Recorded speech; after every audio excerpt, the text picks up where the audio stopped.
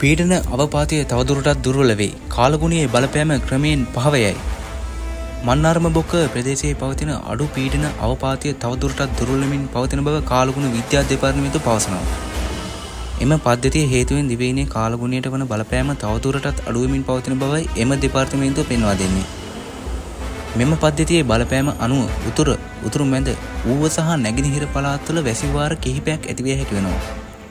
එමෙන්ම වයඹ සහ මධ්‍යම පළාත්වල වැසි සුවල්පයක් ඇතිවිය හැකියි.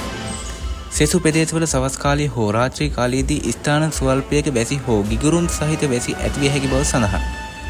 බස්නාහිර, සබරගමු සහ මධ්‍යම පළාත්වලත්, ගාල්ල සහ මාතර දිස්ත්‍රික්කවලත් ඇතැම් ස්ථානවල අලියම් කාලයේදී මීදුම් සහිත තත්ත්වයක් පැවතිය හැකි බව කාලගුණ විද්‍යා දෙපාර්තමේන්තුව පවසනවා. ගිගුරුම් සහිත වැසි සමග ඇතිවිය හැකි తాවකාලික තද සුළං වලින් සහ අකුණු වලින් සිදුවන අනතුරු අවම කර ගැනීමට අවශ්‍ය පියවර ගන්නා ලෙස එම දෙපාර්තමේන්තුවේ ජනතාවගෙන් ඉල්ලා සිටිනවා. මේ අතර කොළඹ සිට පුත්තලම, මන්නාරම සහ කංකසන්තුරය හරහා ත්‍රිකුණාමලය දක්වා වන ගැඹුරු සහ නොගැඹුරු මුහුදු ප්‍රදේශවල දීවර සහ නාවක කටයුතු වල යෙදීම වළක්වාලමින් නිකුත් කරන ලද අනතුරු ඇඟවීම ඉවත් කර තිබෙනවා. දිවයින වටා වන මුහුදු ප්‍රදේශවල සුළං නැගෙනහිර සිට ඊසාන දක්වා දිශාවල මායන අතර සුළඟේ වේගය පැයට කිලෝමීටර් 30ත් 40ත් අතර වන බවද කාලගුණ විද්‍යා දෙපාර්තමේන්තුව සඳහන් කරනවා.